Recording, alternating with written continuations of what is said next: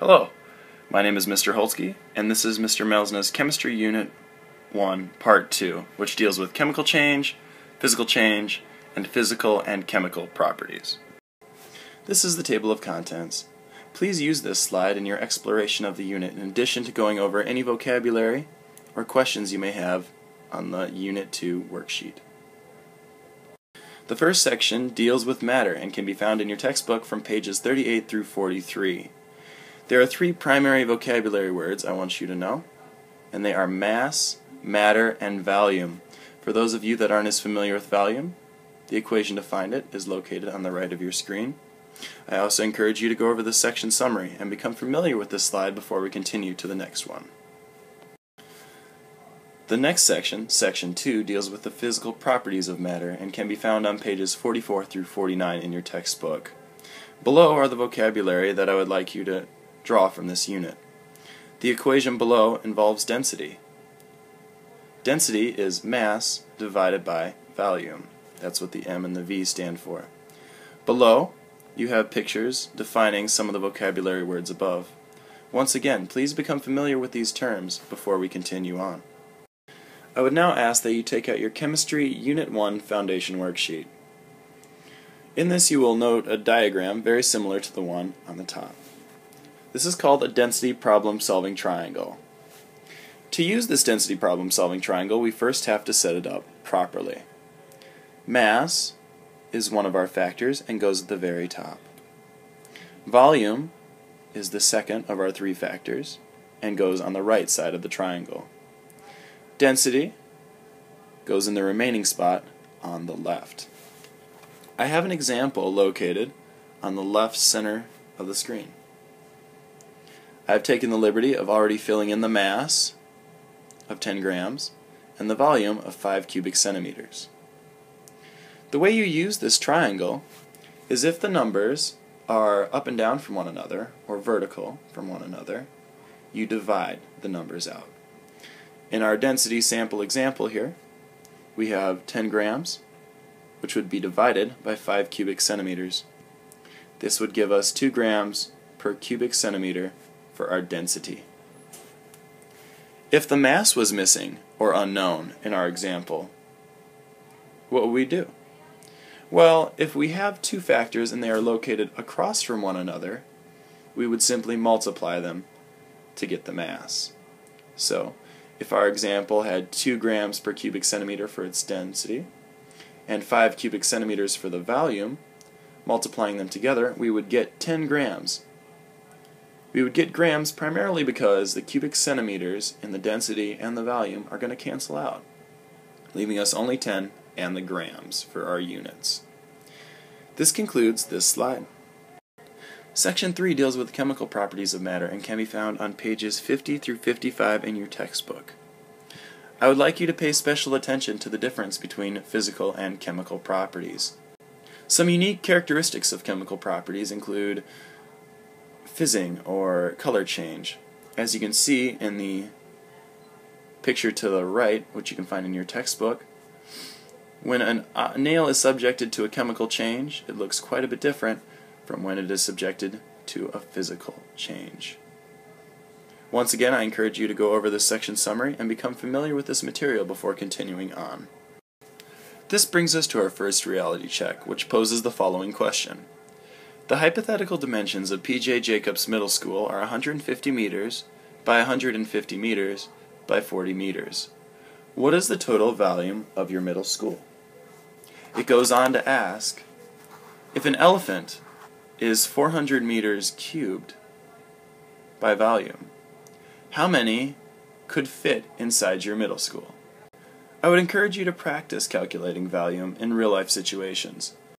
For example, I was able to discover in my tiny little apartment in Stevens Point that I could fit exactly 4 elephants. I'm not sure how I should feel about that. This brings us to our Chemistry Unit 1 Foundation worksheet, where you will note a diagram exactly like the one in the screen. If at any time you need any help or a point of reference, you are welcome to check your textbook on pages 44 through 55 for this diagram. This diagram deals with the physical and chemical properties of matter. Let's start first with physical properties. Physical properties are properties that can be observed without changing the substance itself. An example of this would be color. You can observe color in a substance without manipulating the substance in any way. Chemical properties, in contrast, describe a substance's ability to change into something new. An example I can think of off the top of my head would be flammability. Flammability is a substance's ability to ignite or explode. You don't really discover this particular property until you manipulate the substance, which is why it is an example of a chemical property. Characteristic properties are an example of something that is common to both physical and chemical properties. Characteristic properties are defined as properties that are inherent to the substance. An example of this would be density or reactivity.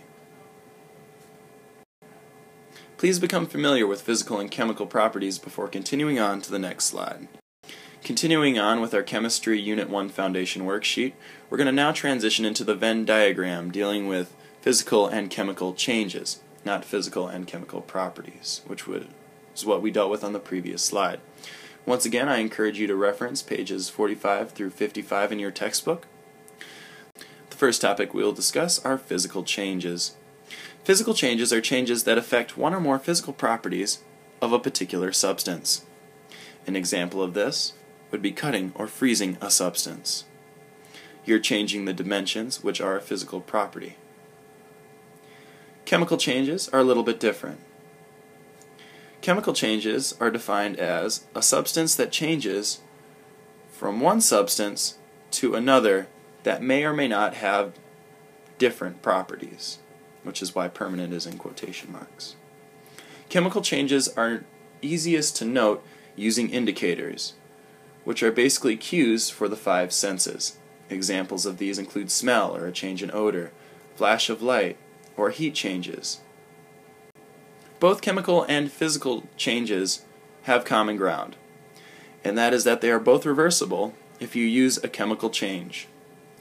An example of this would be electrolysis, which involves substances changing their physical and chemical properties in response to chemical change. Please become familiar with this slide before transitioning into the following sections.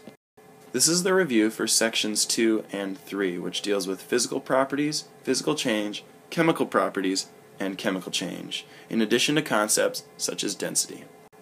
If you do not feel comfortable with all the questions on this slide, I would encourage you to go back and reference the material with which you are having issues with. Please also feel welcome to ask Mr. Melsna any questions with which you cannot find the answers in your textbook. This concludes Section 2 and Section 3 review. This brings us to our next reality check. A disgruntled Mr. Hames throws an unknown liquid at Mr. Melsna's face. Mr. Melsna's face reddens and he looks quite angry. Is Mr. Melsna's reaction a physical or chemical reaction? After you have decided one or the other, I would encourage you to support your answer and emphasize why it is a physical and not a chemical reaction, or a chemical and not a physical reaction. This concludes this slide. This last slide is a summary which deals with the big ideas in this unit. Some of the big ideas include knowing how to calculate value, knowing how to use a density problem-solving triangle, knowing the difference between chemical properties and physical properties, in addition to chemical change and physical change. Please know characteristics and details involving physical and chemical change and physical and chemical properties. Please practice using the density problem-solving triangle, in addition to practicing volume.